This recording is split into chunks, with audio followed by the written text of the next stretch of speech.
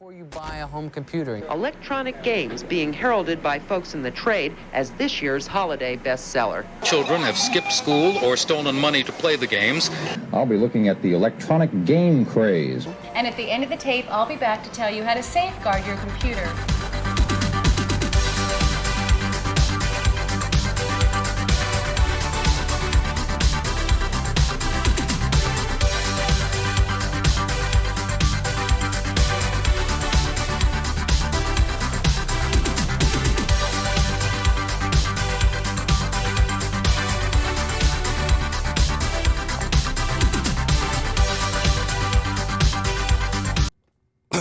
Welcome.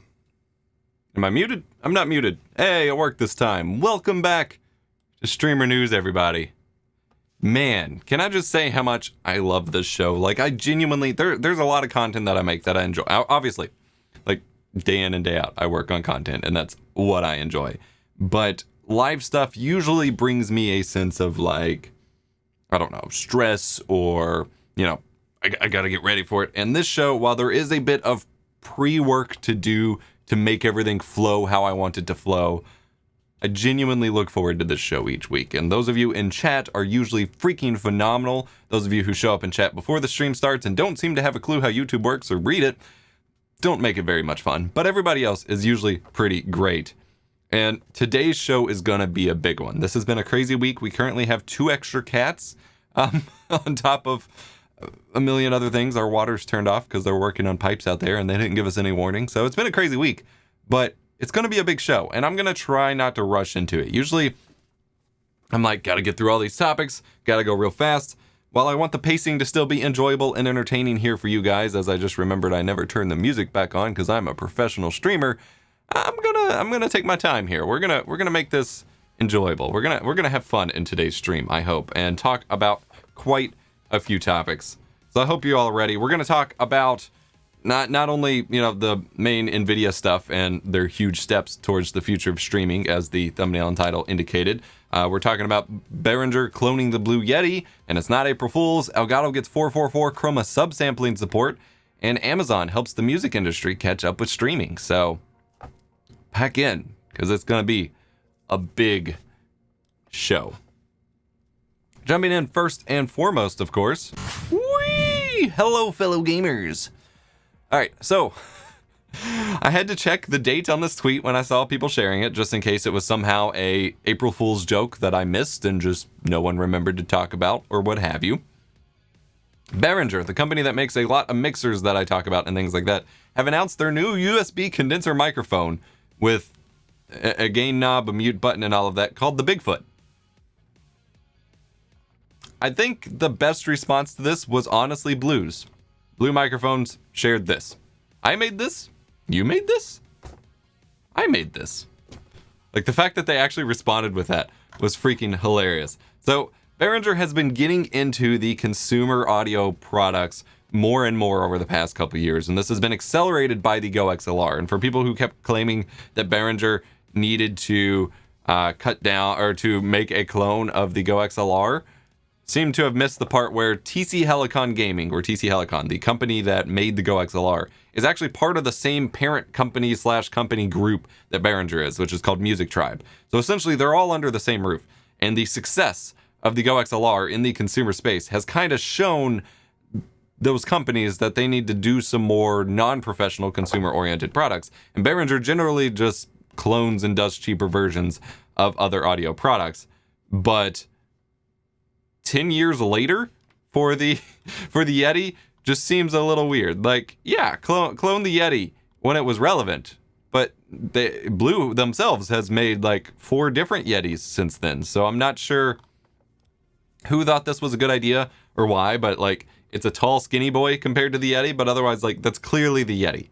And actually, I never actually looked at the product page. We can kind of look at it here, but it will be interesting to see how it does compare to the Yeti, because theoretically, since it is newer, they could make something that sounds pretty good, but in reality, it's just got the same figure 8 to cardioid to, you know, stereo pickup patterns, the same gain, the same mute. Behringer seems really set on attracting 2010s YouTube buyers.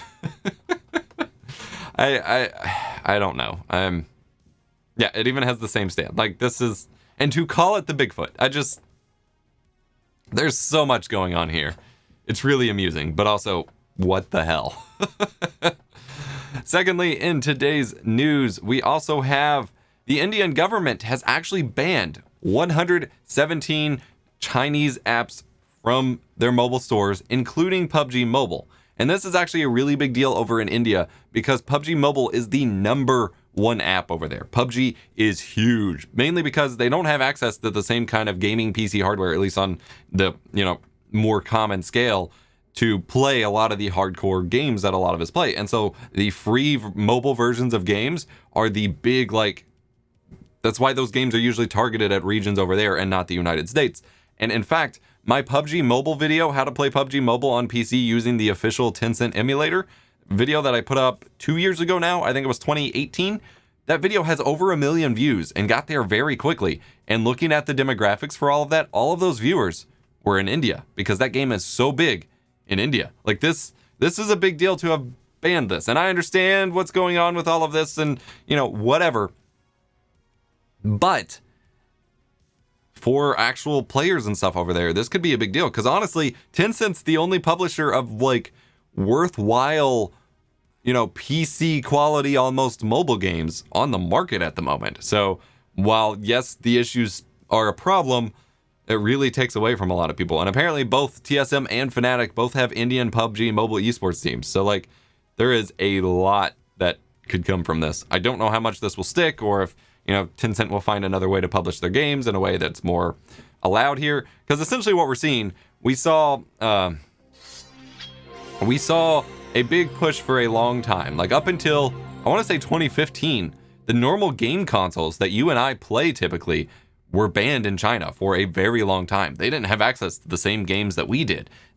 Or the same consoles or anything like that. And so we saw a situation like Nintendo publishing Super Mario Galaxy, I believe it was, on the Nintendo Shield specifically for China because they didn't have access to the Nintendo Switch. And so now we're seeing kind of the inverse of this, where there are specific games that are really popular from China everywhere else that are now getting banned from everywhere else. So it'll be interesting to see how all this plays out. I would say we probably have 5 or so years before we see this really come to conclusion, but it is pretty crazy that it's bubbling up to this point. Also, I wanted to give a huge mention.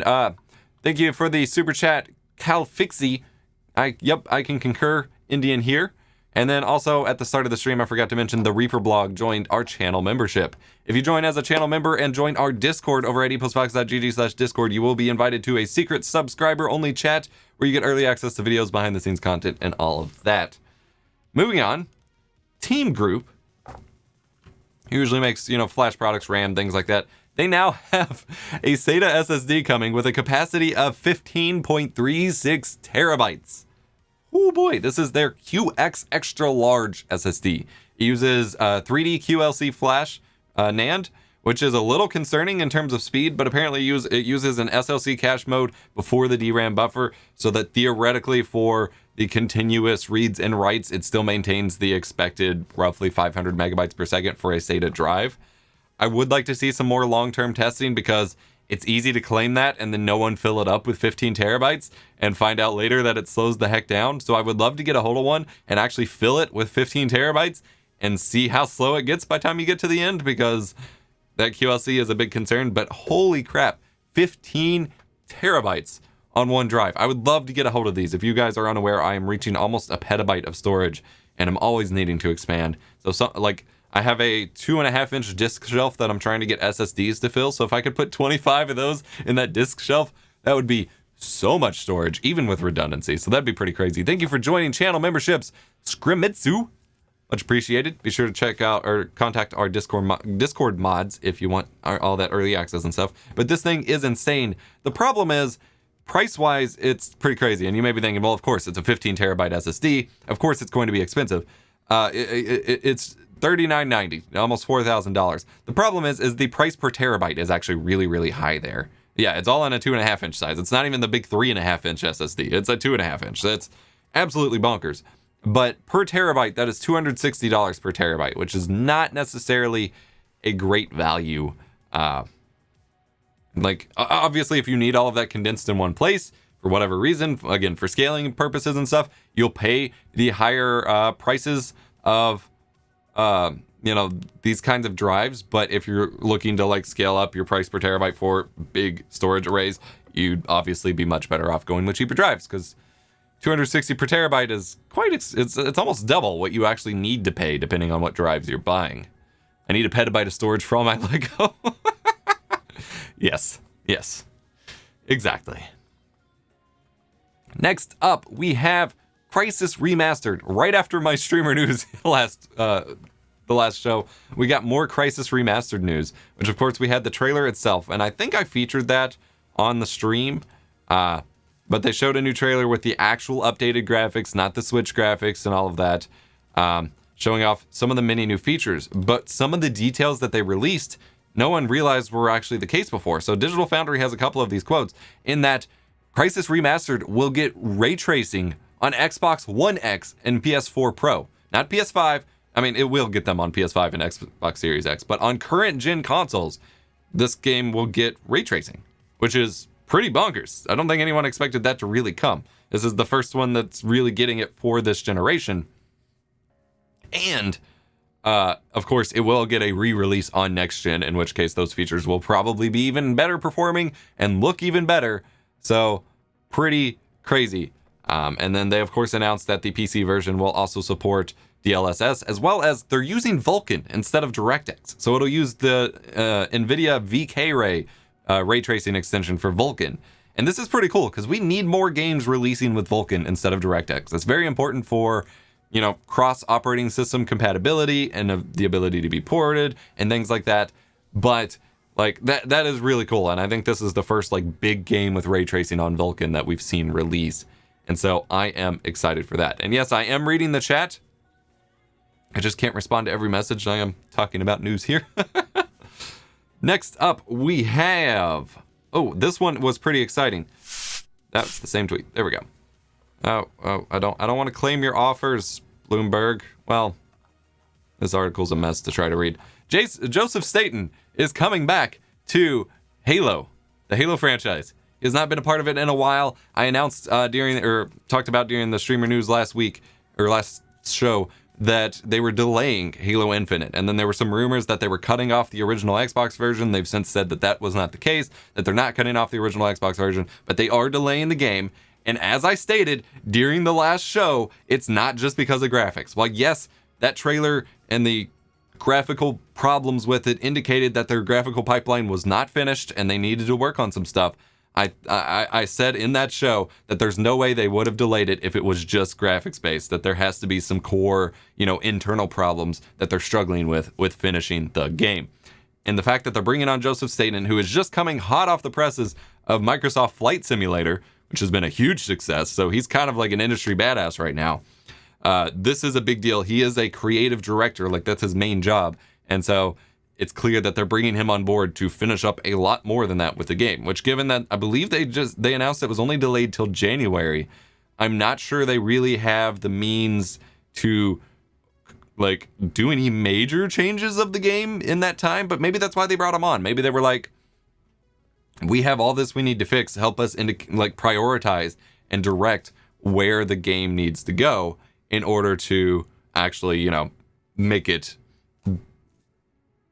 successful on release. So we'll see. 343 has kind of spiraled since Halo 5's launch, and arguably, depending on who you ask, they've spiraled since before Halo 5. But you know, they've struggled with this entire game launch, and hopefully bringing Joseph Staten on will help reignite the flames and get things going. I don't know if it'll be enough to really like fix it, but we'll see. I'm still bullish that whatever game we get will be great. There will always be that story in 10 or 20 years of what really happened behind the scenes with Halo Infinite. And I very much look forward to hearing the craziness of what went on behind the scenes. Road trips in the Warthog. Yeah. A 1-to-1 scale Halo. Yes. Next up, Twitch has announced and released watch parties for everyone worldwide. Previously, they were fairly limited to the United States and a couple specific countries, and they hadn't really rolled it out worldwide. But they have announced that watch parties are now completely available for all creators with Prime, and of course viewers need to have Prime as well, worldwide. So any creator anywhere in the world, if you have Amazon Prime or Amazon Prime Video and your viewers have it, you can create a watch party and stream it. So this is pretty cool. And like, there's a lot of people who are like, okay, but you have to stream it through there. You don't have a lot of control over it. You can only stream Amazon Prime content. And obviously that's how licensing works. But this is a big step. The fact that they even got watch parties working at all is a big step towards the mainstream, like, video media industry working together with the streaming, indie creator industry. And this is a huge step. To have even gotten this on an officially supported level is a big deal. And it's kind of one of those big benefits of having Amazon so tightly integrated with Twitch by owning them. And so I look very much forward to seeing how this plays out with other streaming services and other content providers. And actually, there's even some more bigger news with Amazon in this regard that we'll be covering later in the stream, because there is some bigger news in that regard as well. So I'm excited for that. Well, the tweet I was referencing for this for this story no longer exists. Well, Nintendo has announced not only a new Game & Watch, which used to be these older handheld game systems that usually had like printed this, UI on the screen. Like, instead of having a digital UI for the game, it would just have like a frame of a physical, like, printed frame that the game plays behind. It was a much older game system before Game Boy and stuff took off. Well, they're doing a new release of Game & Watch with Super Mario Brothers, just as a niche little handheld thing. But alongside that, they are also doing a 35th anniversary collection of the 3D Mario games. And so they're calling it the, I believe, the Super 3D All-Stars collection. And they have games such as Super Mario Galaxy, Super Mario 64, Super Mario Sunshine. I believe those are the games running on Nintendo Switch for the first time. Unfortunately, they did not seem to do a great like a specific remastering job or anything like that. Super Mario 64 is still running at 30 FPS, as is Super Mario Sunshine. And Super Mario 64 is still running in 4:3, which is curious because they were so like on top of shutting down the fan remake of Super Mario 64 on the PC. Like, they really wanted to just like crush that before their official release went, and then their official release doesn't do anything close to what that fan port did, and that's kind of disappointing. Like, that's kind of like, hey, wait a minute.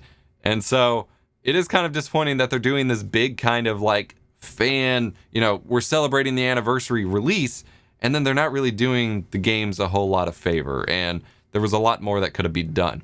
On top of that, they're pulling some weird Disney Vault kind of stuff with selling it that shows like they really want to bump their numbers before their fiscal year ends, which ends on March 31st, which is the last day you can apparently buy this game. So they're doing a limited physical run, and as far as I can tell, you can't actually buy it physically anymore, and there's already pre-orders on eBay being scalped, going for like $150. But then you can pre-order it digitally, but they're making it sound like it'll be even more, like there will be a limited number of copies on top of the fact that you won't be able to buy it past March 31st.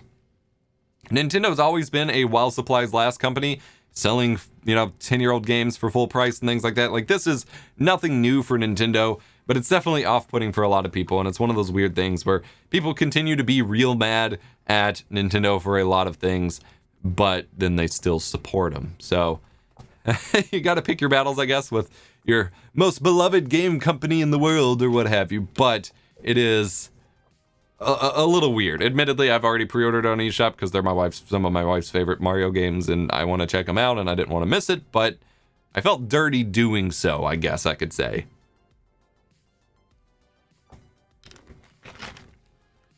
This stream brought to you by Sunkist. It's not, but Sunkist, your people should contact my people. I've said for 10 years now. So, next up, Elgato has finally added 444 chroma subsampling support to one of their capture cards. Now, most of their newer capture cards, the 4K 60 Pro, the Mark II, I believe the HD60S Plus, they've all supported 444 pass-through, which was an upgrade from their older capture cards, which actually did not support 444 capture, which is why if you use pass-through on something like an Elgato HD60 Pro, your text would be kind of blurry or reddish. The reds would look weird or something like that. That's chroma subsampling.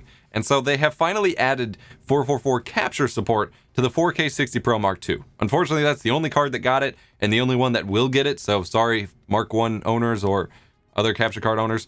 What chroma subsampling is, it's a form of color compression. So every video that you watch online pretty much has 420 color compression, which means you start with, a grid of all the colors available in the image, and then there's 422, which compresses a couple of the colors down, where you still have the same pixel resolution, but the colors in those pixels are now compressed to like a third of their resolution, and then 420 compresses that more.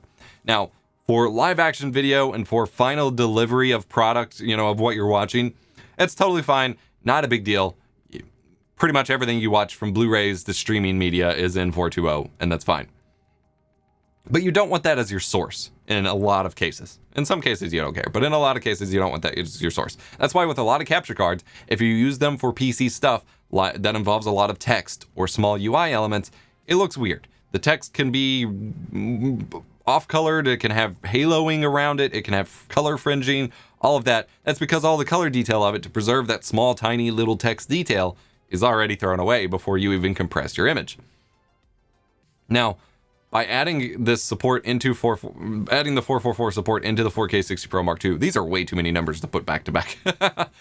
You can now improve your quality for specific use cases. Honestly, if you're just slapping in a PS4 and streaming it, you don't need to use it and it's fine. But there are situations such as doing a lot of scaling or popping in and out. Like right now, if I were to, zoom in a whole lot on my face and like crop in a whole lot, that detail is going to be preserved better if it's being brought in at a higher color quality. Now, most cameras don't actually output 444.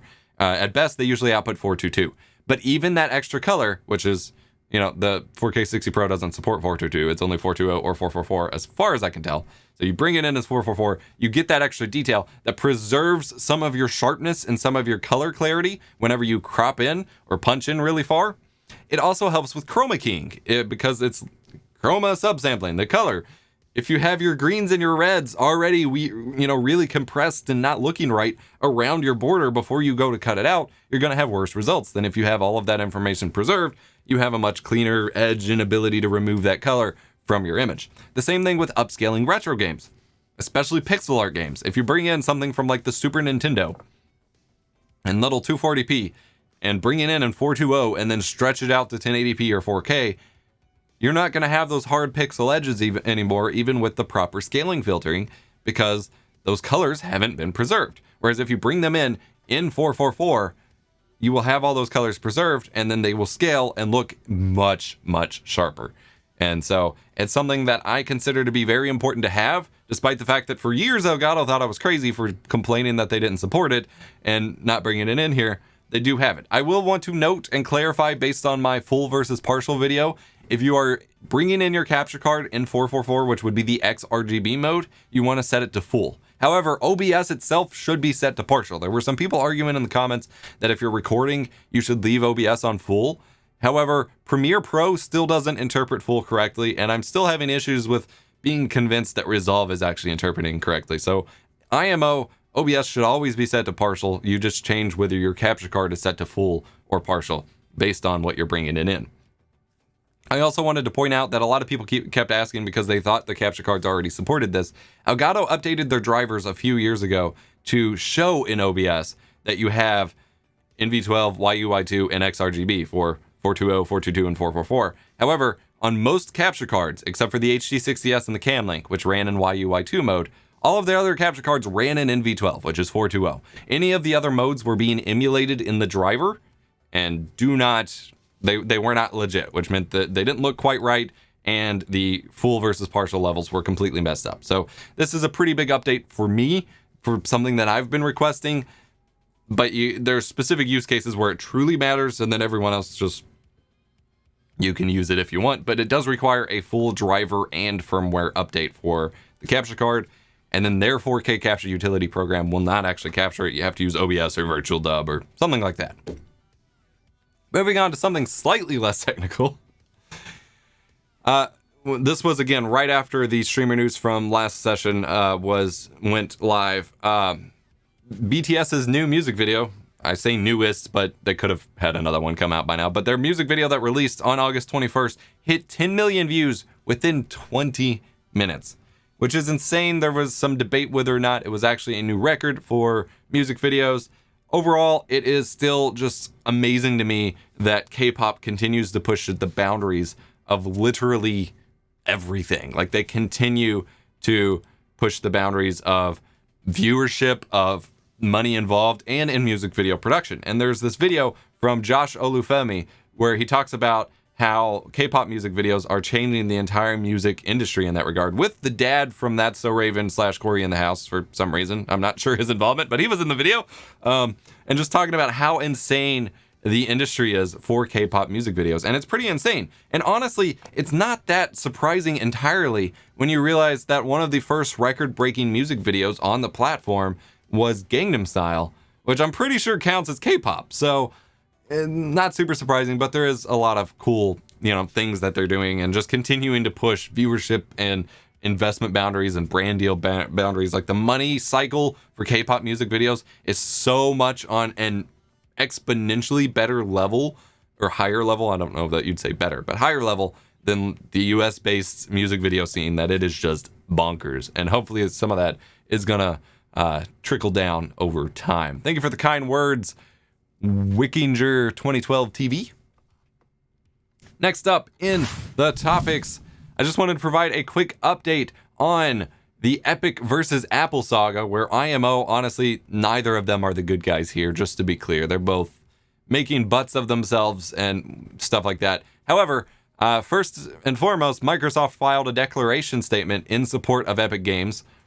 Obviously, Microsoft would be against Apple in this regard, of course, whatever. But then, not long after, the judge did not grant relief to Epic Games to get Fortnite back on the App Store, and Apple actually shut down Epic's developer account. However, the judge did mandate that the Epic still needs to be able to support Unreal Engine for other games on the App Store. So that was one of the big, sneaky tricks they were trying to pull, was that they were like, well, you can't take away our developer account because we still got to support, all these other games on your App Store, and that would be a huge problem. And the judge is like, okay, you can still support the Unreal Engine, but you're not going back on the App Store. So far, Apple is basically just kind of playing games with them and slapping them around in court. Not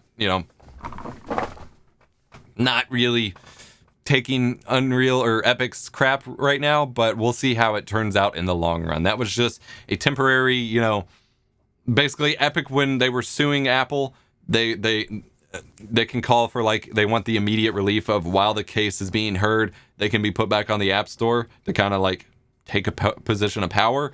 And the judge basically was like, nah, you can't do that. So whatever. Next up, I've covered in previous streamer news that Denon started offering receivers, AV receivers with HDMI 2.1 support, but a criticism and complaint that I had was that they only had one HDMI 2.1 port. So if you had a PlayStation 5 and an Xbox Series X, or you had a future Blu-ray player that used the HDMI 2.1, you only had one port to choose from, and there aren't any switchers on the market because the AV receiver is supposed to do that. So it felt kind of limiting. Well, Yamaha now has new HDMI or AV receivers with HDMI 2.1 ports, and it has multiple ports. So that means, I think some of them had up to 3 ports, which means you could have Xbox Series X, PlayStation 5, and either a PC or later an 8K Blu-ray player, assuming those exist, that use that port. And so that is pretty cool to see. I hope I can get my hands on these one of these days, but I need a TV that actually, uses it first. So that's fine. So, woo. But, we're still building up to this point, and we still don't have any capture cards that support HDMI 2.1 either. And that's really starting to make me nervous because no one's talking about it, from the capture card companies. And I'm like, hey guys, it's going to be a big deal. They're like, we can't say anything right now. Thank you for the super chat. No way, no ways. I like your work. Thank you. I like your super chats. All right, so I wasn't originally going to talk about this next topic because honestly, it's nothing special, really. Some extreme overclockers were going ham on 9700K, I believe, with a 2080 Ti, and hit 1000 FPS in Doom Eternal, which is something that the creators of Doom mentioned like they were wanting to get. And I remember John Linneman from Digital Foundry was experimenting with running it at like super low resolution, trying to hit 1000 FPS. I did the same thing on my computer and I couldn't get very far. But with an extreme overclock, they did break the 1000 frames per second barrier with Doom Eternal, which is cool, fun, whatever. Obviously, most people can't do that. But what was weird, and I'm not actually going to link these, but I kept seeing articles with headlines like, the PlayStation 5 just got crushed by this 1000 FPS gaming machine. And I'm over here like, what? First of all, PC versus console stuff is just so childish and stupid in the first place. But for your point of comparison, to be a single, one in the world, rare, extreme overclocking scenario, not an actual gaming PC that can do it, versus a console, is just absurd. And I feel like people are so insecure in their purchasing decisions that they just need to grasp at these weird straws to really, like, I don't know, to make themselves feel superior over PlayStation owners. It's really weird. And I say this as a PC first gamer. Like, this is weird to say with a giant PlayStation sign behind me, so maybe I go over here. But I am a PC first gamer. Like, I do all of my stuff on PC. I aim for crazy high frame rates, but also I don't feel the need to be like, my $3,000 investment beats your $400 investment. I'm a better gamer than you, fellow gamers. Like, grow up. But for the articles to be headlined that were just pretty ridiculous. Got a couple more topics before the break here, and then after the break we will be talking about some Nvidia goodness. Xbox HDMI. So there were some teases at the end of 2019 that there are 2 different HDMI mod projects for the original Xbox in the works, and the first one of these to come to market has become available. And so this will be complete digital video straight off the GPU for all of the normal resolutions the Xbox supports, which is 480i, 480p, 720p, 1080i. Supports proper HDMI, like handshaking and all of that, none of the awkward like DVI modes. And they do have an optional Force 480p mode for 480i games, so you don't have to deal with interlacing flicker or anything like that. And 16:9 stretching for games that are built for that and all of that. So this is pretty cool. There is another one in the works that I haven't found. I don't think it's listed for sale yet. I have pre-ordered this. My one complaint is that it doesn't allow dual output. And overall, the quality from this is going to be mostly the same as the component output, because HDMI and component are almost the same quality, but having it stay digital only and a completely digital, pipeline out to your capture will make your captures a little bit cleaner, a little bit smoother, a little bit better. And so I will be setting up a dedicated Xbox with this so that I can use it for captures, because I am running on you can't see it.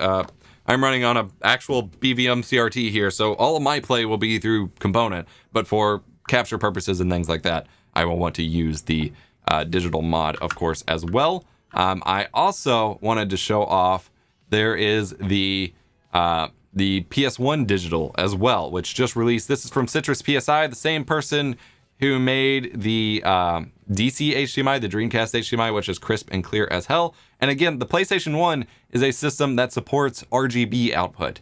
And so you can use either RGB SCART stuff or the HD Retrovision component cables, run that through an upscaler like the RetroTink. I have a whole masterclass video on upscaling your retro consoles coming soon. It is huge. It has one of the guys from My Life in Gaming. It's going to be probably like an hour long. It'll have everything you need to know. But you can do all of that and get mostly the same results as this PS1 digital clip, but it will be just a little bit cleaner. It'll have some, it'll give you more options to control how your image looks, and it'll just be a little bit nicer to manage everything straight through HDMI if that's kind of your preferred way to go. Of course, it's pretty cool, but it is a little difficult to install because you have to remove like the whole shield off of the PS1 and things like that. It's not as easy as some of the other mods. So if you're looking for how to install it, I do recommend Voltar's installation video. He does a lot of cool modding stuff. I am waiting to pre-order mine. I have the X Station, which is the optical drive emulator for the PS1. I already have that pre-ordered through Castlemania, but the HDMI mod itself, they are released in pre-order waves. And so I am signed up to be notified when the next pre-order wave is available, but I haven't actually pre-ordered yet. So it'll probably be quite a few months before I get my hands on mine, unfortunately. But, you know, that's a thing. So we're going to get to ads real quick. And unfortunately for me, I don't have these pre-recorded. I was up till like 6 a.m. last night, and I got other content for the show available.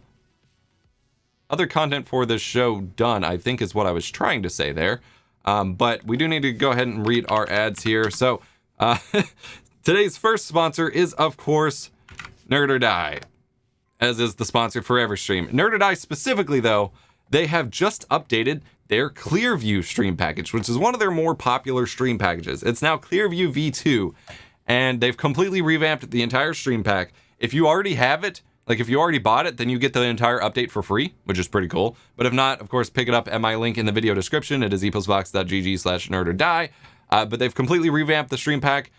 Free updates for existing owners. They have a newly designed goal, event list, and chat widgets, which you can view through these things. The alerts are completely customizable now instead of being just static WebM widgets. They've got new sound effects, new color schemes, all of that. Pretty cool stuff here, and it's currently on sale. And you can save 15% with coupon code EPOSVOX. So, bam, there you go. Just wanted to read that off. And of course, our second sponsor for today is me and our Discord server over at eposvox.gg/Discord. Over on Discord, we now have a free downloads section where every week I am putting in new resources and assets for you guys to download and use for your streams. So the first week, I already had some like wallpapers and stuff. And then the first week I did the 8K ready YouTube, classic YouTube layout Photoshop template where you could make your own 2008 looking YouTube layout. I'm selling that as an After Effects package over on Selfie. I posted that in the announcements on Discord because the After Effects was way more work, but the Photoshop is free for you to download. And then I released my first ever stream graphics pack, which I'm calling Analog Vibes, which are a bunch of VHS, retro style graphics that you can pick and choose to integrate into your stream. And they were all ran through real VHS tapes to get like a real VHS look. It's not just filters. Like I have a whole VHS capture rig that I ran them through in order to make that happen. And then we'll have some audio alert notifications and things like that coming soon as well. And I've got a Vegas Pro script in there so it can automatically disable resample on all your clips. We got a lot of cool stuff there. So go check it out. eposvox.gg/Discord is our Discord server. Go check it out. Just gonna quickly, let's not spam the same question 6 times in a row. And of course, for this section, I don't have my intro graphics ready because all the ads and stuff were supposed to be pre-rendered, but we do an unboxing, what's in the box, Epos box, I never stuck with the name, section during each of these streams, and I have a few things to show off today. First and foremost, though, I need to go get one of the things because it is very important for me to show. So you're going to see last week's ads really quick. I figured that was preferable to just showing you a be right back screen. So I'm going to go grab that really quick. I will be back in just 1 second. PlayStation.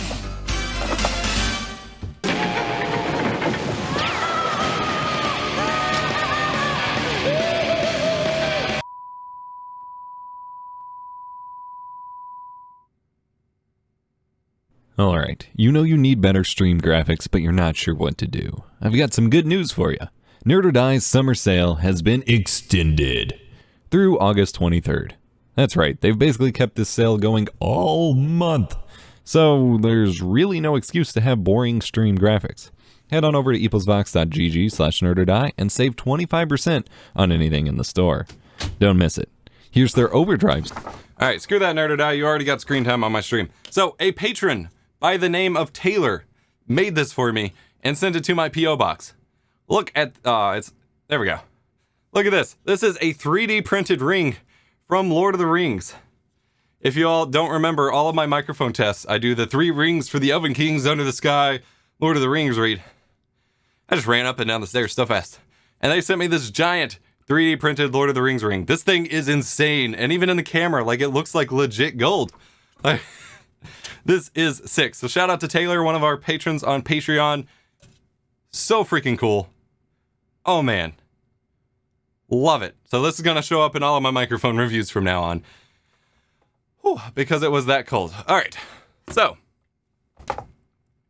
Evo's box, never thought about that before. Yeah, that was what I originally had called it. So I do have a couple unboxings to show you guys today. Just to kind of preview future content and things like that, we will go back to this camera. I don't know what order, like I know what I have, but I don't know what order they were in, and I didn't want to open them ahead of time. This one is not well packed, so I don't honestly know that the thing that's in it survived, so that will be very upsetting. But we're unboxing it on camera here, so I can just send this over to eBay if I need to. So as I mentioned, I'm working on a big masterclass project for showing you how to upscale your older retro systems and things like that. And that involves getting a crap ton of captures and a lot of footage and using different systems. And that means I needed to pick up a couple spare systems to replace ones that either weren't working or I had specific quirks with them. Nothing's rattling. So this is a black Nintendo GameCube. I've only ever had the purple one. But this is one of the ones with the digital output on the back. And with the digital output, you can now get HDMI output or component cable output as of 2017, and you couldn't for like 15 years. And so I needed one more of these to show off all the things you can do with that, and pretty cool. And I just really, like, this video is one of the biggest projects I've ever worked on, at least in terms of tedium. And so I really wanted to hype it up and let you all know in advance, because I'm gonna need y'all to go watch it when it goes live. Now we also have this giant box. Ugh.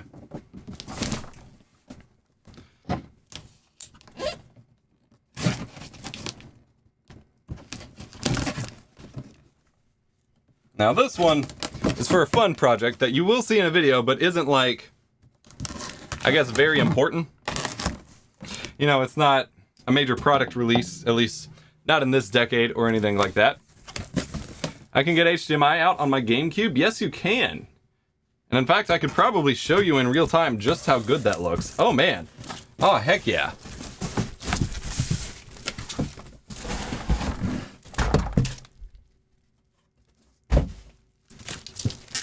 This thing is shrink wrapped too. Holy cow. All right.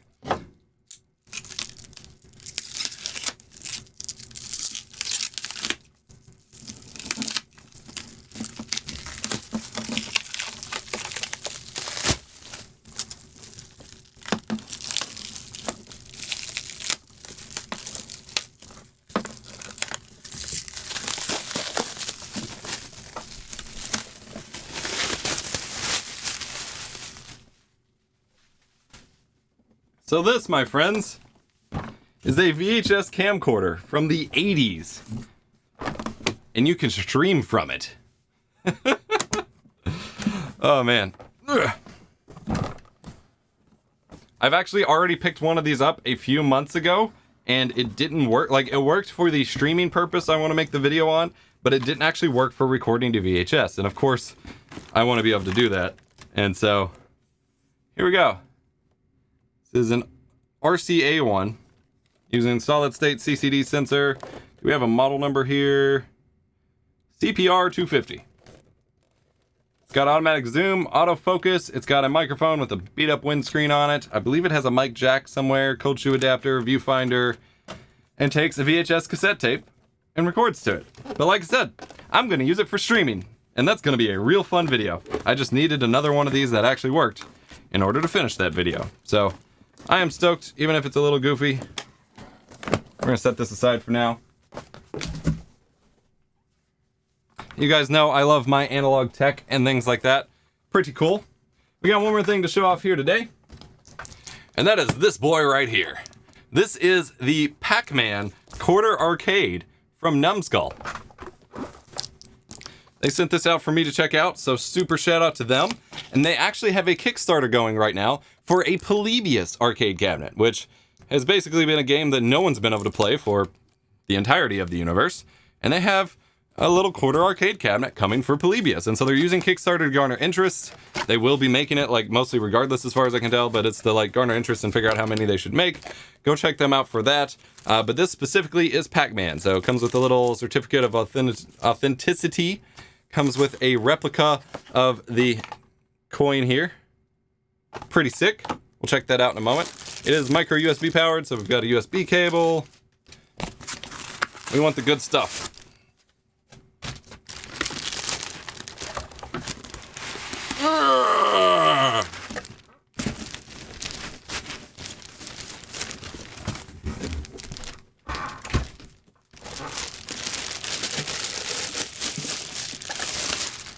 Look at this thing. This is so cool. Engineered by Bandai Namco. Released and published by Numbskull here. It's got rubber feet on the bottom. Set up like an old arcade cab. Got the screen on the inside we'll check out in a moment. Got teeny little joystick, which is fine for PAC MAN. Start buttons.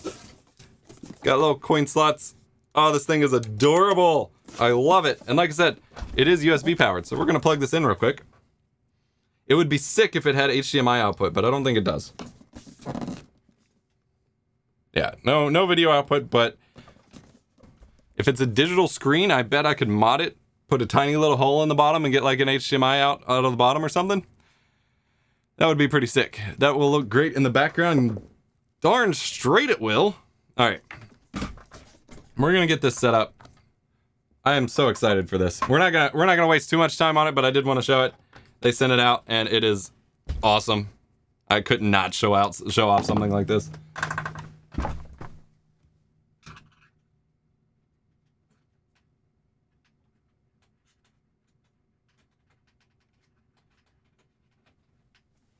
All right, let's adjust our camera here.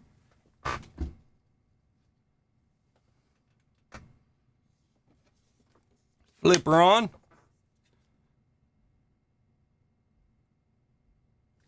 Hello?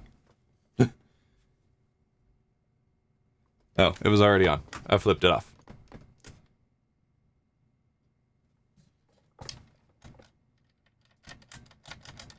Hello?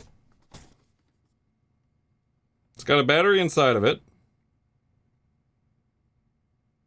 On, off. Hold for 3 seconds. Okay. 1, 2. Oh, there we go. It's lighting up. Sick. Let's pull this plastic off.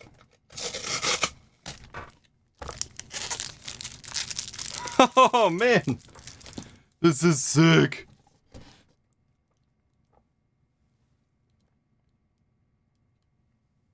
There we go.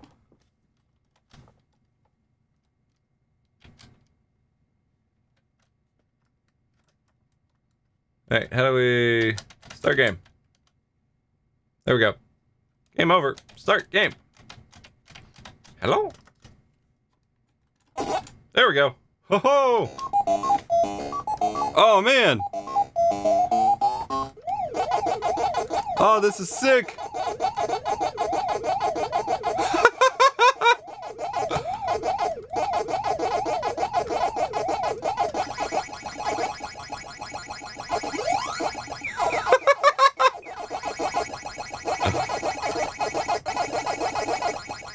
Oh, this is sick. Alright, I'm gonna turn it off now. That is awesome. Oh, man.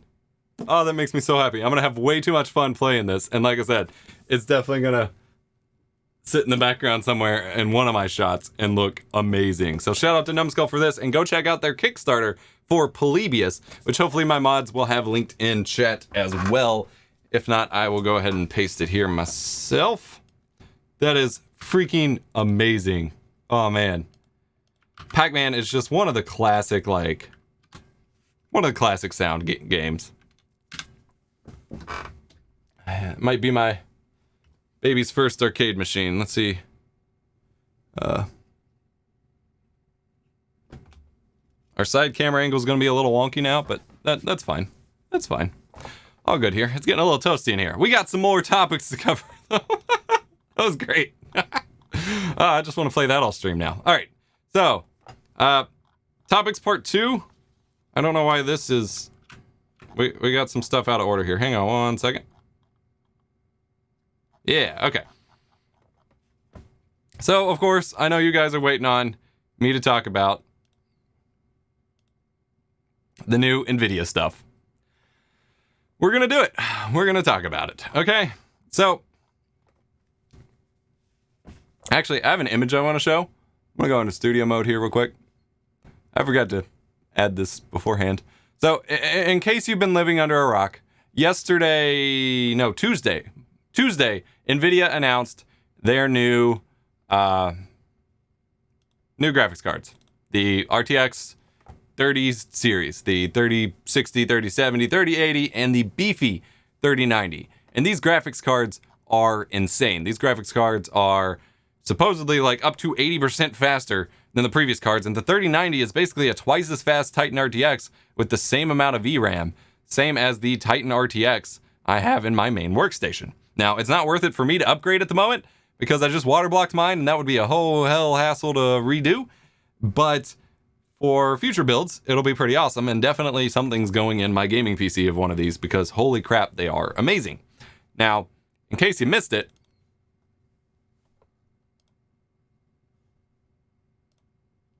I was featured in the keynote.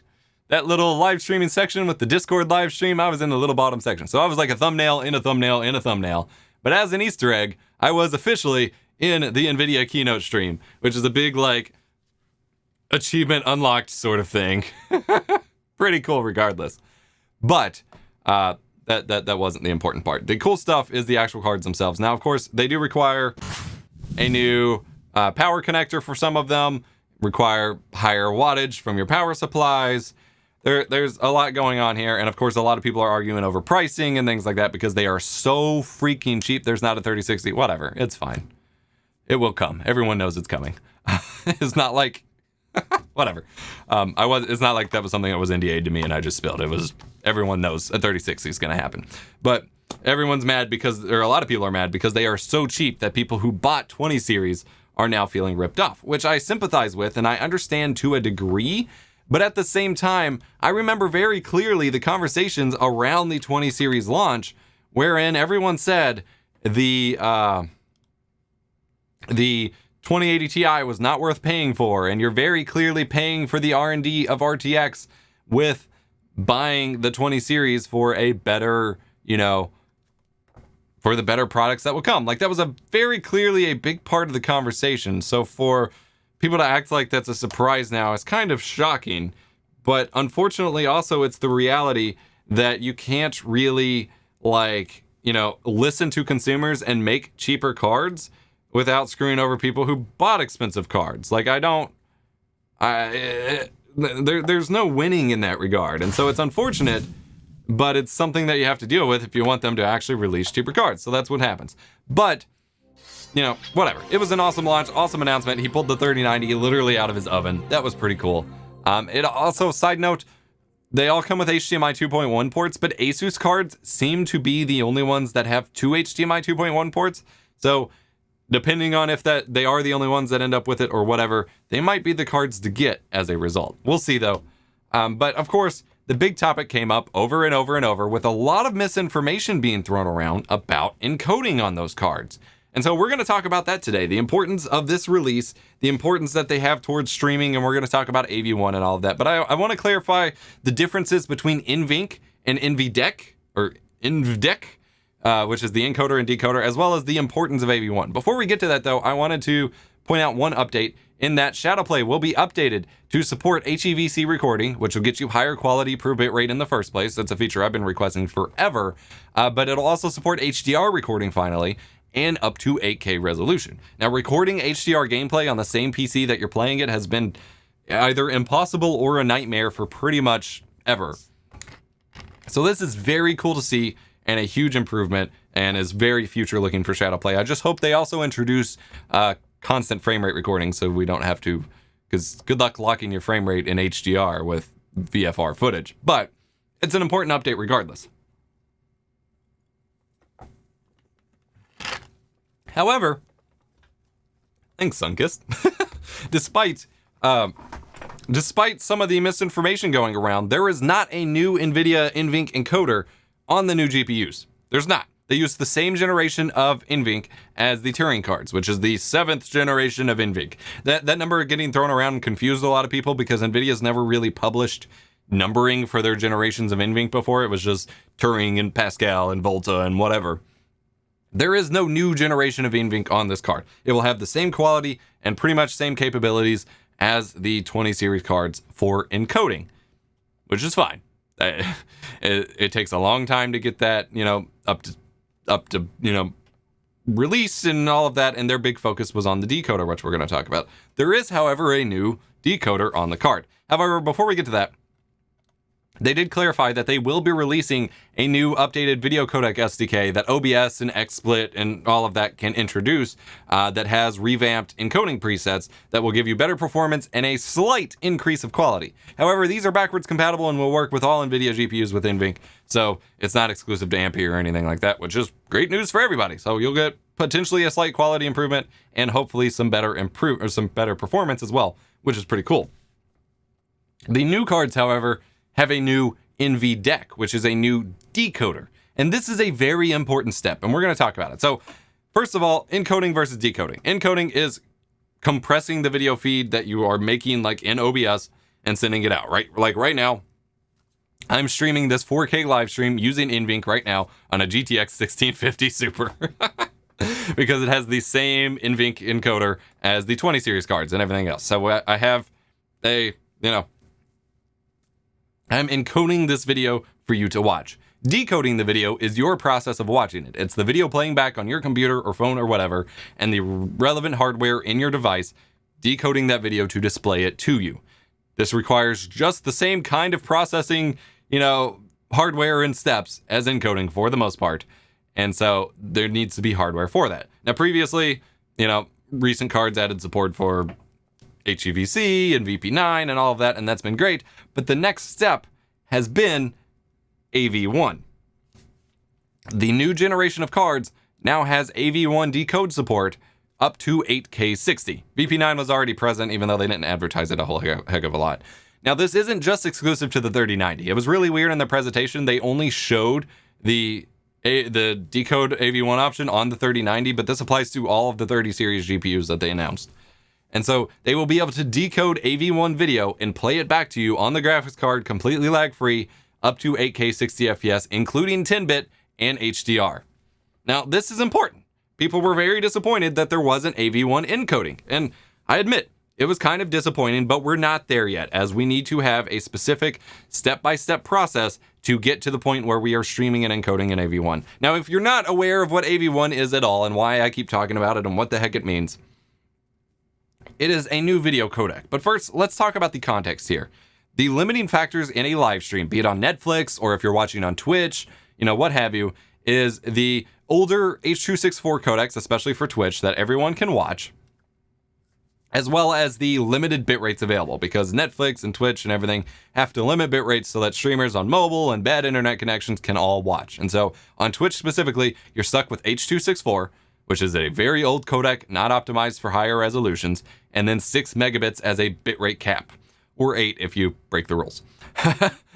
So you have a limited bitrate and an older codec to work with. That means that the ceiling of quality, no matter what newer H.264 encoder they introduced on the 30 series graphics cards, you have a specific ceiling of quality that you're really never going to get past with H.264 at that bitrate. Well, now there are new codecs being introduced that can go past this for high-res video. Specifically, what we're looking at now is AV1, which is an open source codec that has been working towards this and has an insane quality per bitrate or bitrate efficiency measurement. Like I've been doing testing with it whenever I do my encoding videos and things like that, and I will just say that if we could all stream AV1 right now, even at 6 megabits per second, quality for live streams would never be a problem ever again, because it just looks that good.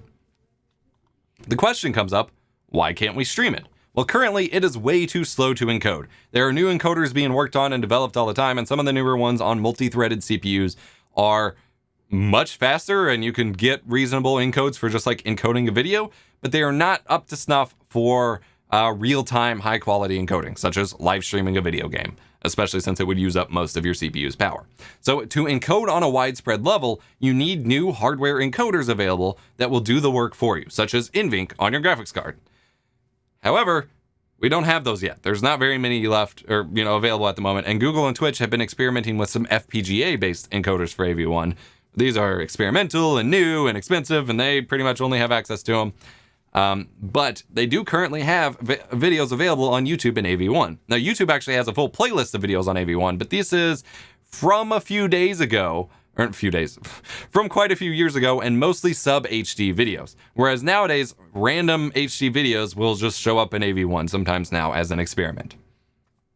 Okay, so why don't we have more hardware encoders? Well, the investment money isn't there because people can't really watch it right now. It's a chicken and the egg scenario. You can't stream it until we have the hardware encoders to actually power the streaming, but we can't get hardware encoders until people can consume it. That's why adding AV1 decode to the Nvidia 30 series graphics cards is such an important step. It is making it accessible to everyone, theoretically. Now, this is paired with Intel's launch of their Z graphics cards, wherein they also announced that they will have GPU-assisted decode of AV1 as well. And then I've covered in previous episodes of Streamer News that various Android TV boxes are starting to get AV1 support. There are some smart TVs getting AV1 support. And frankly, I would not buy a TV anytime soon, especially an expensive one, without HDMI 2.1 and without AV1 support. But that's a different story. Then we've also talked about in previous episodes that Google Duo / Google Meet has been encoding their streams to AV1 to save on bandwidth, with everyone using it now, and Cisco WebEx has started using it as well. And I think I've talked about that before in previous Streamer News too. By Nvidia giving us decoders on the GPUs, this is a first big step towards an AV1 future. We want to get away from H.264. We want to move into a new video codec, but it takes a long time. H.264 has been king for more than a decade at this point. It takes a long time for this to progress, but we need those important first steps in terms of, getting playback available, and this is one such step. In the meantime, while we don't have encoders, websites like YouTube, like I was just talking about, can start encoding their videos that they send to viewers to AV1 to save on bandwidth for them, as well as potentially opening up higher quality stream options, which is very important. So, for example, some of Twitch's own events, they've experimented with streaming in VP9 because there are so many viewers that they want to reduce bandwidth costs, things like that. That's the main goal of these codecs, not necessarily to increase quality, but to decrease bandwidth usage. But by decreasing bandwidth usage, they can also just give us a better quality at the same time. Twitch has actually been very vocal about their journey towards VP9 and AV1, and they've specifically laid out a roadmap where they want to have AV1 streaming be common on their website by 2024 and 2025. They're hoping to have content streamed to viewers in AV1 by 2022 or 2023. Hopefully, now that we're actually seeing progress towards this codec getting adapted for decoding and things like that, we will see, a quicker pace picked up with their roadmap there, but that's their current plans. Twitch has been very vocal about wanting to support it. And now that we're getting decoders, we're going to be able to see a lot more AV1 content available in the wild. Like, the difference in quality for AV1 versus the same bitrate stream on H.264, like Netflix would look gorgeous even on a crap internet connection. So that is the goal that we want, is first content to be available in AV1, and then later we worry about streaming in AV1. Because theoretically, if Twitch could deliver AV1 to all of its viewers right now, then they could let us stream in like 20 megabits per second like I am right now and unlock 4K and crazy high quality streams, but we're not quite there yet. Once we have more content out in the wild and the demand for viewers to watch it and then make it, then we'll start to see investment ramp up for encoders in a couple years. I'm not going to say 4000 series GPUs from Nvidia's would have encoders. I don't have any actual information on it regardless, but in terms of like speculation, maybe the 5000 series, whatever. We may not see it next generation, but the one after that, I would say almost for certain would have AV1 encoding, if not next generation. So then, of course, the question comes up, what about licensing? Because we've already seen other codecs attempt this. We've seen HEVC, which I just talked about for Shadowplay. We've seen H.266, I talked about in a previous Streamer News episode, was coming up and was like, we have even better quality. And usually those numbers are skewed, but all of those H.2 whatever codecs are backed by for-profit organizations that have a ton of licensing and patents surrounding the codecs. You don't see HEVC available for streaming to Twitch or YouTube or anything like that because the licensing involved per user, which includes per streamer and per viewer, is so high that no one wants to touch it. It was dead on arrival for most broadcast applications. Well, AV1 is open source and is supposed to be backed by the nonprofit consortium, the Alliance for Open Media, or AO Media, which is focused around backing, funding, and protecting AV1 to keep it free and accessible so that we don't have another repeat of HEVC and H.266, where, you know, all of that. Now, Microsoft is adding hardware acceleration for AV1 to Windows 10 with the AV1 video extensions, which are now already available in the Windows Store if you want to download it to just generally play it in the, you know, Windows Media Player or whatever you have on your computer. So that's pretty cool. And Chrome already has Windows 10 AV1 hardware accelerated decoding available as well. However, it's not available on macOS yet, and there's still, you know, bumps in the road. And obviously, you need hardware capable of decoding it in the first place. Now, you can do it on your CPU if you have a high-end CPU, as with any codec, but it does use quite a bit. Like even on a 3950X, I think it uses 30% of CPU to decode a like 1080p AV1 video, which is like a lot. That's not efficient just yet. VLC will also get AV1 decode for Ampere GPUs soon as well. Enabling AV1 streaming is the next step required to get higher res and a higher frame rate streaming. I have talked about in my Threadripper reviews for streaming purposes the possibility of streaming 120 FPS. Currently, you can push 120 FPS streams to Twitch. However, you will lose transcoding, and the bitrate isn't there to make up for the increase in frame rate, so generally it just looks like crap. But it is something you can do. But to really make 1440p and 120 FPS streaming possible, or just much higher quality streaming possible, you need AV1, and Nvidia is working with Twitch to make that possible at only an 8 megabit per second requirement. Think about this now. People complain about the quality of 1080p streams at 60 FPS with 6 megabits per second, and with AV1 you can for sure do 1440p 120 FPS with only 8 megabits per second. That's how much better it is, and frankly you could potentially even go lower than that. I expected VP9 to be a bigger stepping stone here, if I'm honest. I expected to see VP9 encoders cropping up more, and it looks like we're skipping that. It looks like it makes more sense to just invest all speed ahead towards AV1 instead of worrying about VP9, so I am kind of surprised, but honestly, we don't need to worry about it in that regard. As soon as my video editors support playing back, decoding, and editing AV1 video, I've made multiple videos about my archiving because I have, as I mentioned earlier, I have like a petabyte of footage of my YouTube career. I compress that every year, all the new stuff, in order to save space because I can't just keep adding hard drives. And I've been using HEVC for that. But as soon as like DaVinci Resolve and Premiere and stuff will read AV1 videos, I'm going to start compressing everything with AV1 because the differences are that insane. So that's my take on AV1, NVIDIA's release, and the next step towards streaming. I also wanted to announce that RTX Broadcast is coming this month. Theoretically by the 17th they're hoping for, but that's not a hard deadline. I will be given a chance to test it out and all of that and get a video out to you guys. I'm very excited for that. And that includes the AI green screen on the RTX cards, as well as RTX Voice and, a couple other things. I'm very excited for that. Also, I was stoked to announce on September 1st that RTX Voice is now available officially for all NVIDIA GPUs, not just RTX cards. So there was the hacky workaround to use it on GTX cards as well. And NVIDIA went ahead and made it official to use it on all cards. Unfortunately, there hasn't been an actual update to RTX Voice, and a lot of it feels like it's been breaking more and more over time for people. So it's still in beta, it still needs a lot of work, and it will perform much worse on non-RTX cards. But now basically anyone can use RTX Voice here. So pretty cool there. So that's my piece on NVIDIA, AV1, and the RTX 30 series. That was the main topic I wanted to cover. We have quite a few other things to talk about here, but that's a lot. Let that sit in. We're going to talk about a game real quick here, in that Fall Guys is now officially the most downloaded PlayStation Store game, or PlayStation Plus game of all time, which is pretty cool. Of course, it's been huge on Twitch. Everyone's been playing it, and it's really kind of cool because it was free on PlayStation Plus, which meant everyone with PlayStation Plus on PS4 could download it and play it, which of course led to it blowing up a bit and stuff on Twitch. But it's been really interesting to see how PS Plus has really worked out both for gamers and for publishers in terms of getting that support. Because not only do people who have PS Plus get a free game every month or two, and for a while we were getting cross-platform games, but then it's good exposure for games as well. Fall Guys is now a massive success as a result of this. Sure, a lot of the copies were free. 7 million...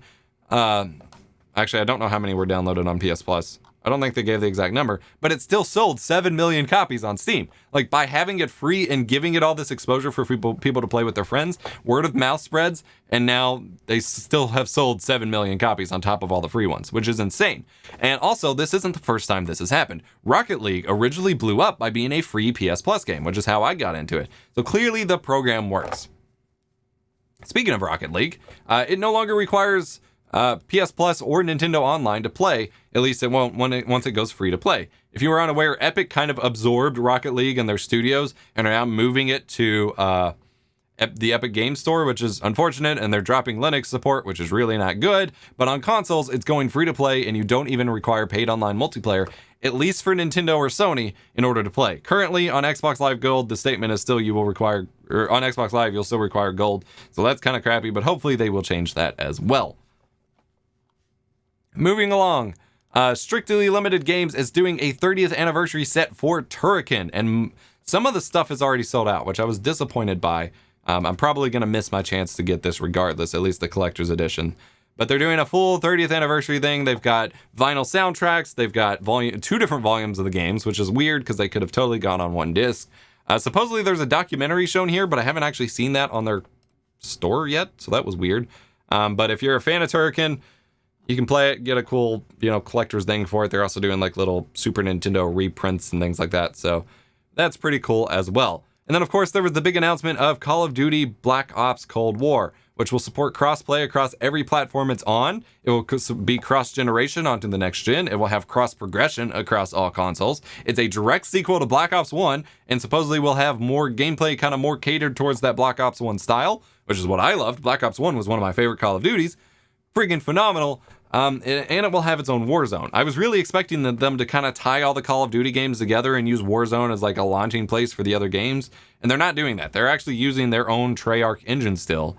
So that's pretty interesting, I guess. I wasn't expecting that. But excited, kind of nervous. I haven't really enjoyed Modern Warfare 2019 that much for a plethora of reasons, even though I've had some fun derping around in Warzone. But I'm excited to see what happens with Black Ops Cold War.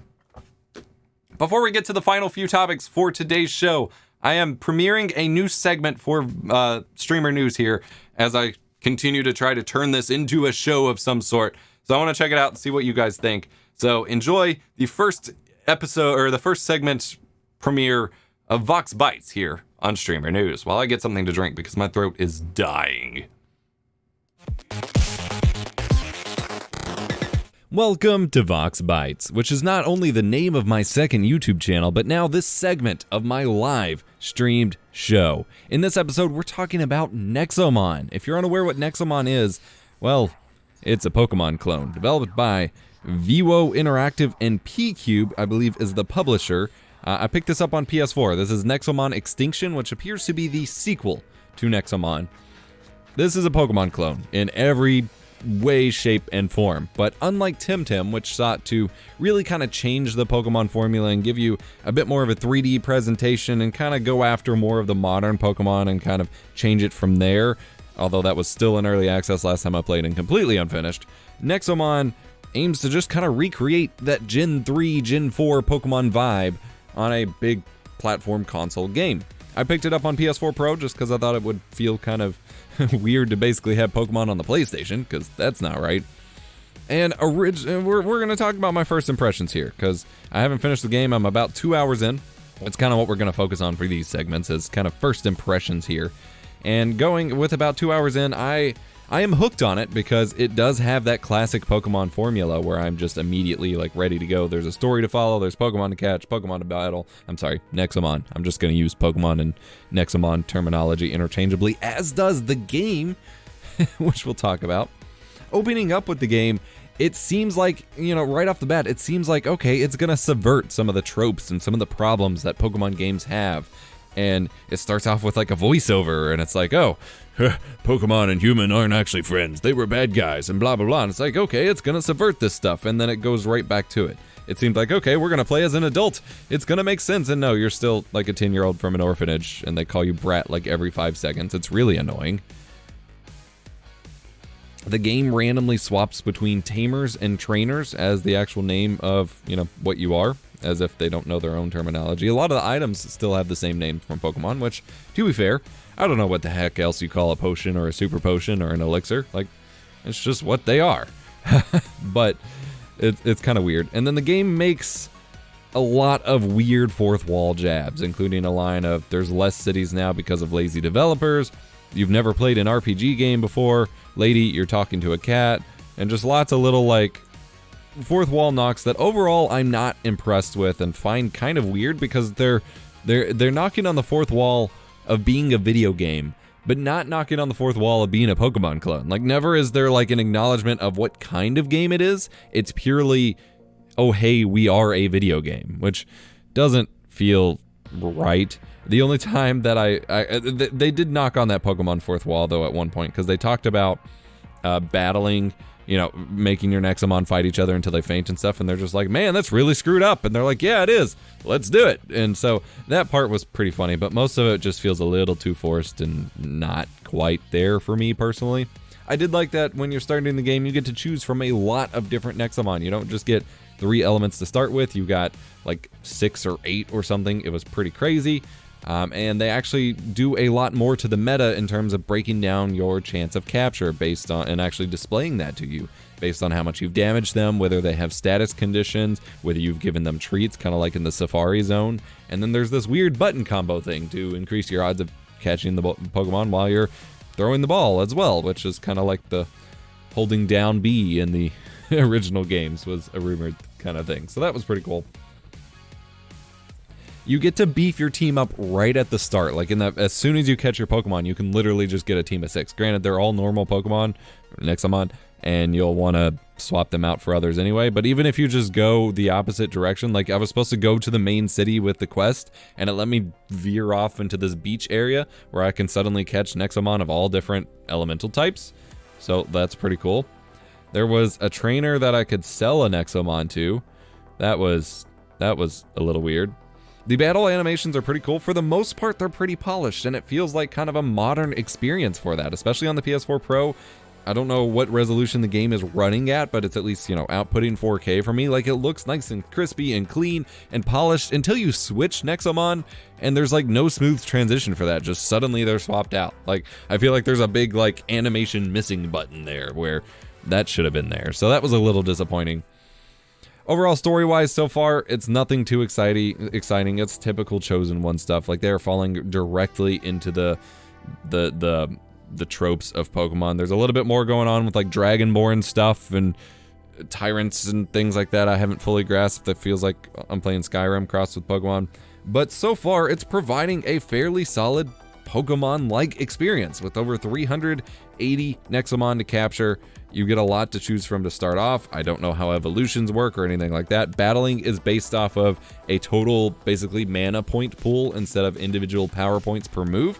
So that's interesting. You have to choose your moves wisely based on that. I'm not entirely sure how they even regenerate yet. And I was disappointed to see there wasn't a quality of life thing like the all-party experience share. So grinding's about to get real dumb because battling wild Nexomon does not give you much experience. That's all the time I've got for today in this segment of VoxBytes. Just wanted to give you a little preview of something I've been playing on the side as I test capture cards and things like that. Let me know what you think about this segment in chat, of course. This was a good opportunity for me to take a breather and get a drink of water, so I should be back with the rest of the news topics. Hope you enjoyed, and yeah, go check out Nexomon Extinction if you're looking for something to fill that Pokemon fix that maybe Sword and Shield didn't. I believe it's available on PS4, Switch, PC, and probably Xbox One, so you can get it just about anywhere. See ya. Who is that guy? Beats me. I thought it was with you. Anyway. It equals graphics you've never seen before.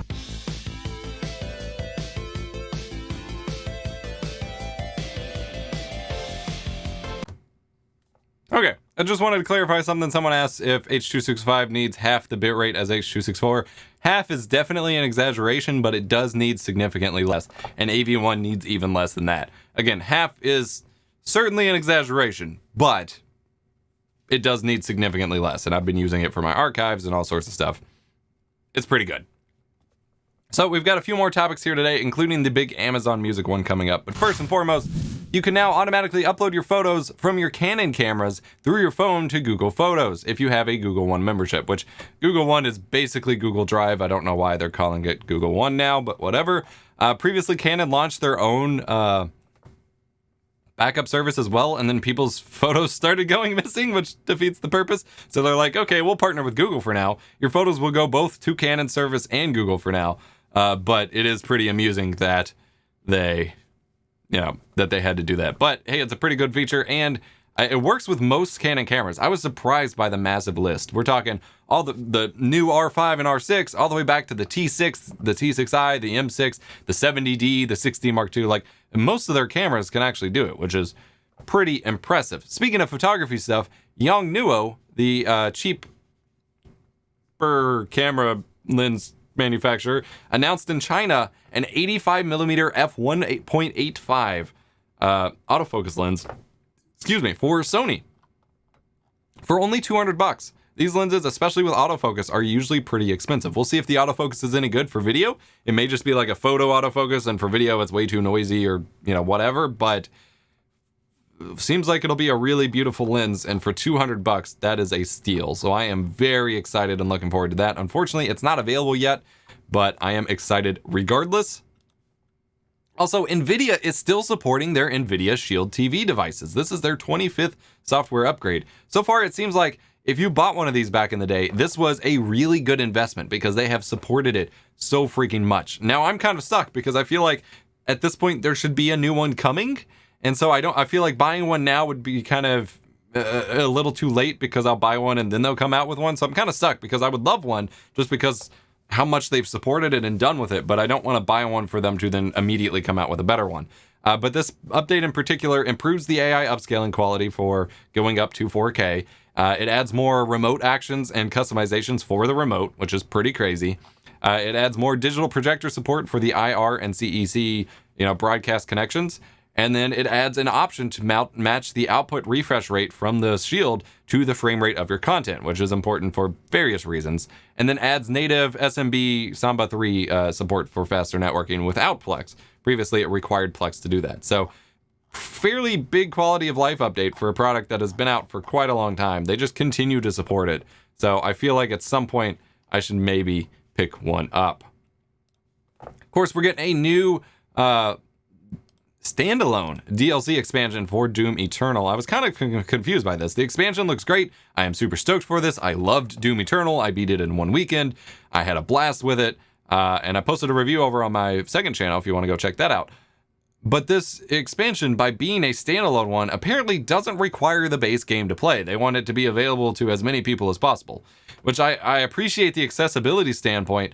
And perhaps this is to benefit people who owned the game on like a secondary platform and want to play it on another one, but I don't see, if you never owned Doom Eternal, why you would want to play the expansion. Like, I don't know, that's a little weird, but I am extremely stoked for this. It looks freaking phenomenal. Quick update on the whole TikTok ordeal. Walmart is apparently teaming up with Microsoft to help buy it, and it just seems like so many of America's like cliche corporations are just like reaching and grabbing to try to get some of this profit, and it feels a little desperate and a little weird, if I'm honest, but you do you, I guess, Walmart and Microsoft. Valve has completely gone back on their stance to be basically against the modders that work on their platform, and they're now working with modders and providing an update to Left 4 Dead, which is the first update in years and years, which is pretty cool. Now, it's not new content or anything like that, and it's not Left 4 Dead 3, as much as we may want it. I don't know why this trailer isn't playing. Hello, there we go. But they are providing some major quality of life updates for the Last Stand Left 4 Dead 2 content by working with modders. There's a couple Valve staff on board working on it, but there's also they're involving some of the modding community to make it and improve it. So this is pretty crazy. I do hope we get more Left 4 Dead content 1 year at some point, but whatever. No hack and slash. You're awesome. You're breathtaking. Next up, Twitch has enabled a new tool for streamers to have more control over who can create clips on their channel, which is great to have those control. A lot of people have been saying rip live stream fails because anybody being able to make clip kind of does it, but currently you only have followers only and subscriber only, so ideally they will add more granular controls in the future, but for now, pretty cool that they're adding it. Restream.io, the service that allows you to multi-stream to different platforms, raised $50 million in their Series A fundraising venture, which is going to give them a lot of freaking money to invest in more tools and benefits for streamers, which is pretty cool to see. And they also released their new Restream Studio software, which is just a broadcast software, just, meant to be easier to use and things like that than OBS, and allows you to multi-stream straight from the app, which is pretty cool. Discord, on the other hand, Lightstream, I forgot about them. Lightstream is a cool service that I keep meaning to talk about on the channel, but it's not free, and so people always get up in arms about not free services, but it's a cloud streaming service. So you stream, your main content up to them, but then they do most of the scene building work and things like that on the cloud. Now, they previously had integration with the Mixer app on Xbox, and so basically you streamed your Xbox gameplay to it, and then you could add your alerts and your overlays and stuff from your console and then send that out to Mixer, which was really cool. Well, they finally got Twitch app integration so that you can use the Twitch app, stream from your Xbox to Lightstream, then add all of your customization and then send it back out to Twitch. So pretty cool little service that a lot of people were kind of happy to use since they don't have streaming PCs and stuff, and cool to see that it wasn't totally cut out by Mixer shutting down, and they are giving you a 7-day free trial if you want to check it out for yourself, if you've been interested in streaming from your console, if you don't have a PC or what have you. Discord has added doodling to their video calling and chatting service, which just brings it one step closer to the Nintendo DS little wireless chat that you could use that I had so much fun with during school days. So that's cool, I guess. In weirder news, Notch, the original creator of Minecraft, deleted his Twitter account in an agreement with the Game Maker's Toolkit channel to disable political advertisements on his YouTube channel, which I think just meant disabling advertisements entirely because you can't control if political ads are on there. But Notch wanted him to remove the ads so badly that he deleted his Twitter account. I think that's a win for everybody, as weird as it is, because Notch got he was very swung over to an extreme side of many things and not doing so hot on the Twitterverse, and Minecraft even removed his name from the game as a result of it and things like that. So that's possibly a win both for Notch and the rest of the world, but it was just a weird situation. Sony announced that they are interested in exploring and expanding their first-party titles to PC more and more. The recent releases, such as Horizon Zero Dawn, even if it wasn't a perfect port, have been very successful, and they want to continue doing that. It's weird that they had to experiment to do this when Microsoft has seen so much success with it, but it's a win for gamers regardless, and I'm excited to see what comes of that. Along with that, however, according to Ubisoft, which may not be entirely correct, but the PlayStation 5 will only have backwards compatibility with the PlayStation 4. Now, that is all Sony promised and originally said would happen, but we were hoping if their stances on backwards compatibility has changed, that they would introduce backwards compatibility for their older systems. And honestly, there is little excuse not to have a PS2 or PS1 emulator on the PS5 or even the PS4 because it has more than enough hardware to power it, but they're still not doing it supposedly. Really disappointing. We just have to hope that they will add more PS3 and hopefully older games as well to their PS Now service, because currently that's the only way to play it without an original console. If you're interested in playing it on the original console, but you want to, mod it up to add various games you don't have access to and things like that, I do have a brief video coming on my experiences modding my PS3, soft modding it and stuff, which is free and easy to do, and it's a lot easier now. I will talk about it in that video, and otherwise go check out Mr. Mario 2011's channel. He has a never-ending guides on doing that sort of thing. On Nintendo's side of things, there are new rumors that they're also ditching the optical port on the PS5, which is very disappointing. I use that for my audio routing, and so you'll have to use an HDMI audio extractor, but compatible with HDMI 2.1, so that could get really messy. There's new rumors. Wow, Dark Reader broke there. There's new rumors about a possible 4K, which will be purely upscaling, not actually running games at 4K, Nintendo Switch coming in 2021. Nintendo formally said that one is not coming in 2020, but it does appear that they might be working on a newer Switch Pro or what have you for 2021. It's still just rumors. We'll see. I'm not too worried about it, but if I do ever get a second Switch, I'm going to wait until something like this maybe, comes to fruition before I spend more money on another Switch console. There have been rumors and leaked images of the GoPro Hero 9 Black. It has a color front-facing screen to use it for vlogging like the DJI Osmo Action. It supposedly will do 6K 30 FPS, 4K 60 FPS, and 1080p 240 FPS. It will have voice control, Hypersmooth 3.0, and the front color LCD that I talked about, of course. It is just leaks and rumors, but they seem to be fairly genuine, like very real looking. So we'll see if it comes to fruition. GoPro needs a lot of help right now. Hopefully they don't cut off important features like the HDMI port again. That was weird on the Hero 8. We'll see. In other news, The Division 1, the first Division game, is available for free on Uplay until September 8th. So you have 4 days to go pick it up. If you want a free game on Uplay, I hear it's pretty fun. I still haven't played through it since the beta, so I need to go back and play it. But it is available for free if you want to pick up your own copy of The Division. Go for it. So we have one big topic here as we're wrapping things up.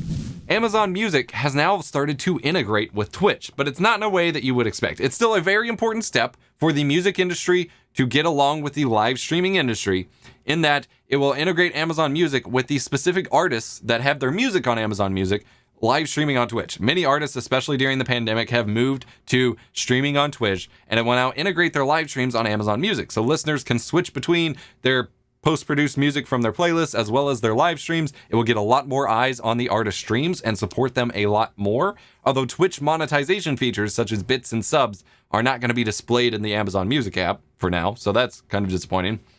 But it's available for, all tiers of Amazon Music. So Amazon Prime, Amazon Music Unlimited, Amazon Music Free, HD, all of that. Pretty cool. But to clarify, it does not allow you as a casual Twitch streamer to stream music from Amazon. That is still not allowed. It's purely to support the artists and those making the music and kind of build that gap, that bridge between the music industry and the streaming side of things. And it's a huge step towards really making this happen. And this is what I alluded to earlier with Amazon being integrated so closely with Twitch is doing a lot to bridge these mainstream media industries with streaming. And that is very, very exciting. Spotify is currently rushing to compete with this, but they don't have their own streaming service like Twitch, so we'll see. It's pretty interesting. However, with that, Twitch literally just announced before I went live that they are shutting down Twitch Sings, which is really disappointing. That was basically an on-Twitch game like Rock Band where you could sing with other people to music. They had licensing for the songs, you had specific songs you could use, yada yada. They are shutting down that service effective January 1st. In the meantime, they're releasing a backlog of songs that they were originally queuing to add to the service. 400 songs are being added to Twitch Sings for people to, play until the service shuts down, but then it will be shutting down January 1st. I would imagine as they're making more and more moves to smooth things over with the record industry for all of the copy striking that kept happening, as well as to invest in better features to integrate music and streaming together, they have to renegotiate all of their licensing agreements. And I bet one of those, caveats was we need to redo all of the licensing that would have happened for Twitch Sings. So while it sucks in the short term, it could mean very big things in the long term, because they're not just shutting it down for the hell of it. There are specific, there are licensing negotiations that are happening that are leading to this. One cool thing I found yesterday, Sabrent actually have made their fastest M.2 SSD that you can get on the market. It is their Sabrent Rocket 4 Plus. It's still TLC NAND, which is very exciting. It uses the Phison E18 controller, which is basically the only drive on the market using that controller at the moment, I think. We'll see what happens when other drives start using that controller. It hits sequential reads of 7 gigabytes per second and sequential writes of 6.85 gigabytes per second. Available in 500 gig, 1 terabyte, and 2 terabyte capacities. That is some blazing fast speeds. And I really hope I can get a hold of some myself. I currently run 4 Corsair 2 terabyte MP600s in RAID 0 for my main recording drive due to all of my uncompressed and crazy high bitrate recording. But that kind of performance in RAID 0 would be mind-boggling. So hopefully I can get a hold of some, but we'll see. Some more Twitch news real quick here. They announced that you can now buy multi-month subs. So you can just buy like 6 months in advance and not worry about it, which is pretty cool. The RPCS3 emulator for PlayStation 3 has released another update. They now have 4K support for games like, Demon's Souls already had it, but Heavenly Sword, I've been testing that out, running at 4K 60.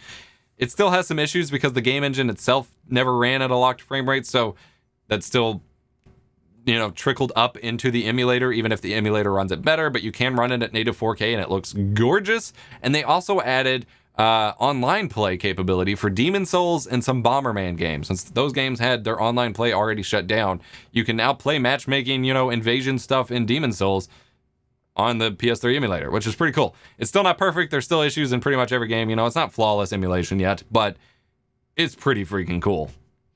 Lastly, but not leastly, I just wanted to quickly touch on a topic involving some more of the Nintendo GigaLeak stuff. There was a new leak or supposed leak, all of these you take with a grain of salt, how real they are, but supposedly a new leak release showing details of what was going to be a portable Nintendo GameCube console with a dock that had memory cards, external controller support, and a mini DVD drive, as well as being a handheld system.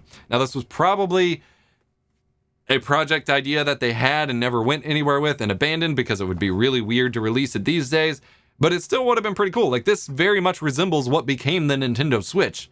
Like, it's basically like they had the GameCube, they had the Wii, they wanted to make that into a dockable portable console, and then eventually they got to the Switch from there. So it's, even though it really sucks for Nintendo and there's a lot of problems involved in this leak and all of that, it's still interesting as an outsider who's not leaking it, and making the problem worse, to just kind of look at it and see some of the inside thoughts, even if it's a pretty crappy situation overall. Thank you so much, everybody, for hanging out in today's extra long episode of Streamer News. We had a lot to talk about, covered those crazy Nvidia news and the implications of AV1 for the future of streaming. I do think it is very, very important. Lots of stuff there. If you miss it, go rewind, watch the VOD. Thank you so much for your support. Thank you for all the super chats and the new channel members. Hit the like button if you enjoyed. Subscribe for more tech education and stream guides. I'm going to go never speak for the rest of the day because my throat is killing me. We need to go buy a mattress, and I will see you all next week, hopefully with more videos. We didn't really have much this week. I've been very behind. New dad life is exhausting, and I have like a bunch of really big projects I'm working on at once that are all kind of finishing at the same time, so I don't have any like regular videos to release, but we're getting there. Hopefully we'll have some cool videos next week for you. Thank you so much. I'll see you in the next episode. See ya!